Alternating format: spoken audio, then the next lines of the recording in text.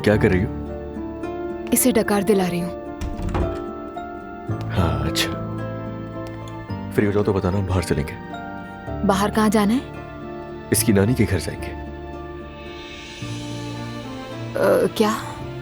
लो मुझे तो, इसे ले जाकर मैं तैयार कर देता हूँ, तुम भी तैयार हो जाओ।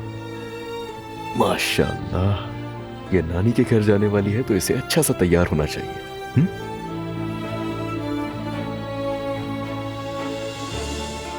ओके।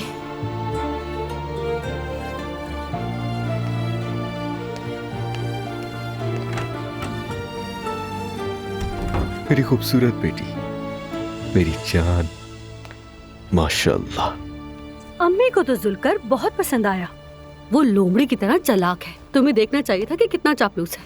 अम्मी हर वक्त उसकी तारीफें करती रहती हैं। मैं कह ही नहीं सकी कि वो मेरा रिलेटिव है। कसम से मुझे बहुत जलन हो रही है। फिर वो हमें मजार ले गया। मुस्तफा, क्या तुम मेरी बात सुन भी रहे हो? सुन रहा हूँ नायला। पता है, अम्मी मजार में बहुत रो रही थी। अच्छा, वाकई? क्यों? कोई तो परेशानी है उन्हें। दुआ और अजलान के बारे में सोच रही होंगी। नहीं मेरी जान, वो उन पर अफसोस क्यों करेंगी? जरूर कोई और बात है।